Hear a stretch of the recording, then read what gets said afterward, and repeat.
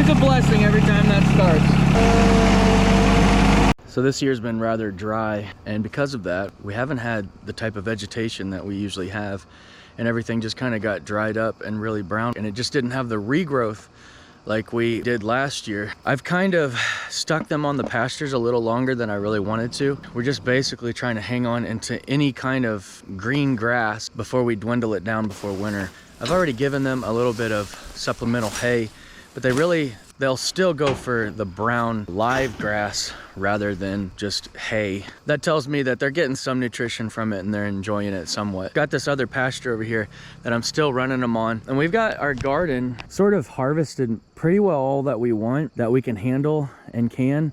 I was kind of out here earlier. There's some more stuff I'm gonna pick, but I'm kind of out here and I'm watching them so I can shoo them away if they get crazy. But I'm just letting them kind of come through here and browse all the weeds. I haven't cut my backyard in probably a month and a half, and as you can see, it's pretty long, but it's not, you know, if it would have been in a wetter year, it would have been, you know, to my knees already. So it's really not that bad for not having mowed it in almost a month. But there's a lot of good green grass because we did just get a couple of good rainstorms this week, and so everything started to kind of green up. Now unfortunately we've got frost that's going to be coming here pretty soon. It could hit us, and so the grass will definitely slow down a lot after that. It's really green right now, and so I'm letting them take advantage of it. I'm out here grabbing some vegetables out of the garden, so I just let them all in here. Conveniently, their fence was pretty close to the backyard fence, so I just kind of connected the two with electric fence and then ran them in here. And then to run them back in, I'll just drop a little bit of feed into their pen, and they should come back in there for that. And then I can shut it back all up and they can remain in there because there's still just a little bit. I still don't want to put them on kind of their wintering, what I'll call their wintering field yet.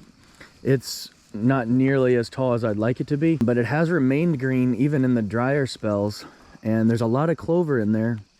And so I'm just kind of trying to keep everything off of it, and I would like to see that to be another couple inches would be nice before we ran them on that. We are getting ready to go into breeding season. If not, it's kind of already started actually.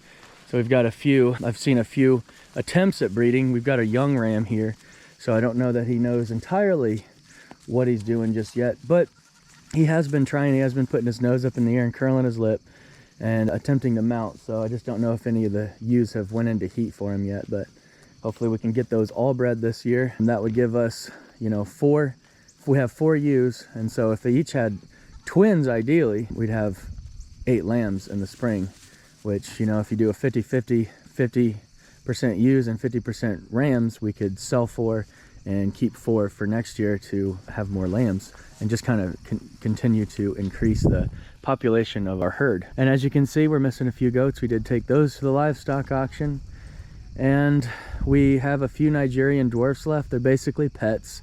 My son just didn't want to get rid of them. We have one of the young doe over there. She was just weaned not too awful long ago. We took her mother in. She was just kind of a mean lady. We did get some milk from her, and we have some in the freezer now that we can make some soap, but she just wasn't really getting along with anything, and she wanted to headbutt all the time. It was getting obnoxious, so we went ahead and got rid of her. We would like to get into big goats, but it just isn't something that's in the cards at the moment. We've got to get over to the other place, the 10 acres. We'll have twice as much space and a lot, I think, better grazing options over there, as well as some permanent fencing instead of this electrical stuff. I'm gonna run the sheep and the goats in here, and I want to clean up all this vegetation, and then when they're done and they've cleaned most of it up and they've moved on, I want to move the chickens in here and let them get in here and scratch around and get any bugs and just scratch that feces up and those droppings that are in there in the garden. That way I can till my garden, hopefully get a cover crop, and then let that just die off, and hopefully we get something covered. I just want to start getting into